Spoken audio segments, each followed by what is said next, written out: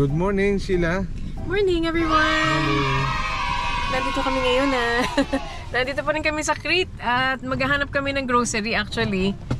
Maghahanap kami ng umagahan na restaurant sa labas. Sarado pa. Anong oras pa lang ba? 8:44. Okay. At gutom na yung mga bata. Anyway, they're getting ready. Sabi namin yun, let's explore muna yung grocery. Tingnan natin kung ano may kita doon habang sarado pa ang mga restaurant. Dito tayo ngayon sa daan ng Crete.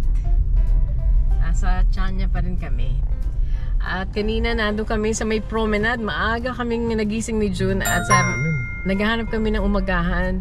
Ang lakas ng alon kaya siguro yung tagal-tagal magbukas ng mga restaurant.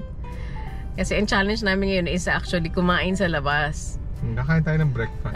Kain ng umagahan. Kasi nakita namin ang umagahan nila dito is filo pastry na base at merong mga keso sa loob. Cheese no? A bit sweet sabi nga nila. At may olive oil. Kaya I found it a little bit interesting. At sarado kaya wala tayong makukuha ng umagahan. Kaya sabi namin, let's just explore ang grocery ngayong araw. Mag-grocery muna tayong breakfast kasi sarado pa sila. Aside from that, magtingin-tingin na rin tayo kung ano bang nakikita sa grocery nila dito. Yun. Yung mga mahilig dyan magtingin-tingin sa mga grocery, eto. This might be for you. Try natin. Bili tayo ng mga bagay na mabibili sa grocery. Tapos i-try natin. Napansin ko doon dito, mahilig sila sa oregano. Ano yung oregano? Herb yun. At karamihan ng mga pagkain nila may oregano. Pero ang pinaka masarap namin nakain so far and it's very healthy ay yung yung Greek salad. Very simple lang. Sarap ng Greek salad no? Tomato, cucumber, cheese? feta cheese, olive oil at saka some herbs. Bilis nga po na dito magmaneho yung mga drivers. Saka wala silang pakialam. Hindi sila nagbibigay daan, no? Nasanay ka na sa English driving, June. English driving kasi, nag-giveaway.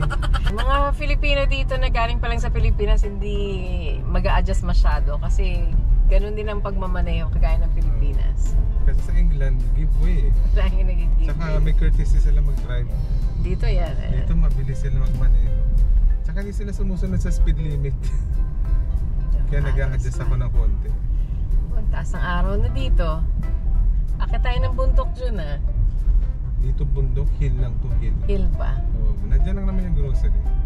After 200 meters, Lola, dito pa talaga you have reached naglakad. your destination. Pero naman pathway na naglakad.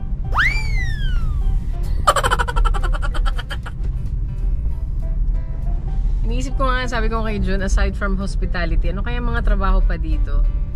Pero ang lalaki ng mga dito, ng mga gulay talaga, no? Tamis ng kamatis. Ito po pala ang view dito sa Lidl. Ganda, no? At grabe ka, pag nagmamaneho ka dito, hindi mo malang ni-straight yung gulong.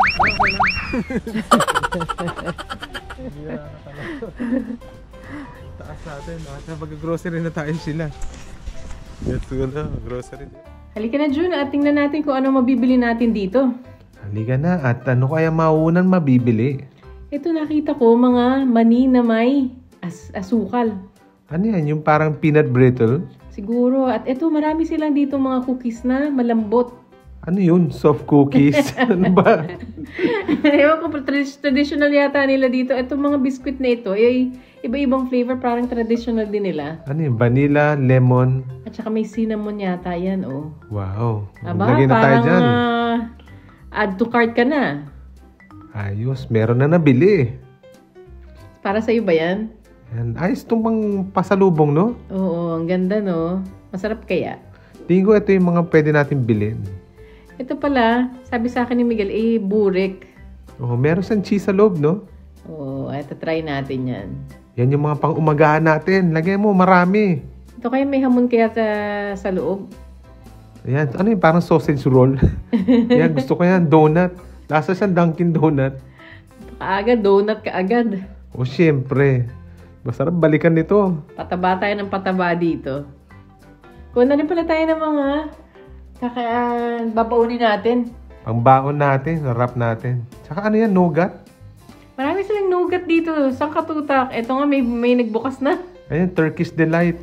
Turkish Delight, ang dami. Ito, may almond pa yata. Ito, bilhin ko na yan. Lagyan mo na sa trolley natin. Yan. Sige. Drop. At saan naman? Mukhang puro treat sa iyo ah. Ito pala marami silang Easter eggs dito. Ang tataka kung ba't ang dami. At sabi ko, natapos na naman ang Easter. Orthodox, di ba? May 5. O nga pala, iba palang kalendaryo nila dito. Ito naman. Junk food. Hindi mo Or mawawala may to. oregano lahat. Ika na. I-reverse. Dahan-dahan. Ito may mga ano dito, pusa. Ang dami mong napamili, Sheila. Bukas mag-ano tayo, adventure. Travel tayo bukas. At walang kainan doon. Kasi liblib eh. Liblib yung pupuntahan namin. Kaya kailangan. Nag-imbak ng tayo? pagkain. At itatry natin to pagbalik natin dun sa Pastry. apartment. Gutom na sila Ethan at eto, tinutulungan niya na akong initin itong mga tinapay na binili natin.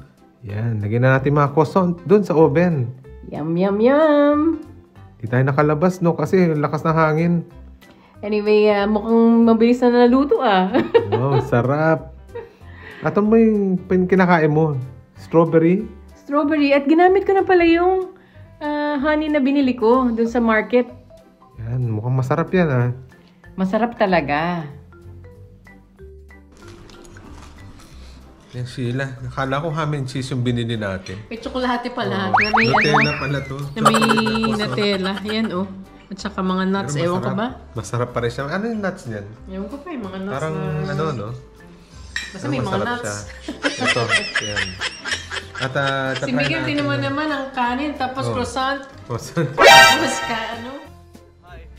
Shout out to our Filipino kababayans. Mga na-meet natin to sa Hanya Crete. And they were very friendly. Ito, hindi natin nakuha yung pangalan niya, no? Pero very friendly. At napakagwapo at napakaputing kababayan. Oh, kala namin puti. Yung pala, Filipino, nagtatagalog. Nagulat talaga kami. At ito naman yung true Filipino beauty. Sa Elefanosi naman to, na-meet natin si Isabel. From Germany. Yes, nabigla kami. Kala namin hindi naman Pilipino. Yung pala Pilipino. At she took time to speak to us. Nasa gitna kami ng dagat na nito pero low tide kasi.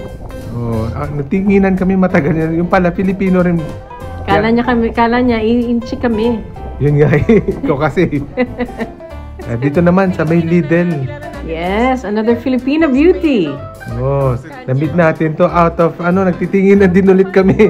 Yes, Oh. she took time to speak to us as well. Oh, help us kung ano mapupuntahan dito sa Hanya Crete. At maraming salamat sa ating mga kababayan. Nakakatuwa, no? Nakakita ng kababayan natin sa ibang bansa. Totoo yun. And hopefully we get to see more and meet more of them in our future travels. Yan. Kaya pag nakita namin kayo, lumapit lang kayo at mag-say hello. Yes, we don't mind at all. Yan. At nakakatuwa lang talaga. At shoutout sa inyo lahat. At next time ulit pag nakita tayo. Ingat kayong lahat. Ingat. Bye. June is busy editing all of our vlogs. Yan, marami pa kaming ipapakita sa inyo ng mga napuntahan namin dito sa Hanya Crete. Napakagandang country po itong Greece. Yes, food Sights. at sound. Talagang maano kayo. Ganyo kayong puntahan. We had a relaxing time in here. And we enjoyed it. Every moment of it. Yes. At si Ethan talagang non-stop ang langoy dito. Yan, keep watching. Bye guys!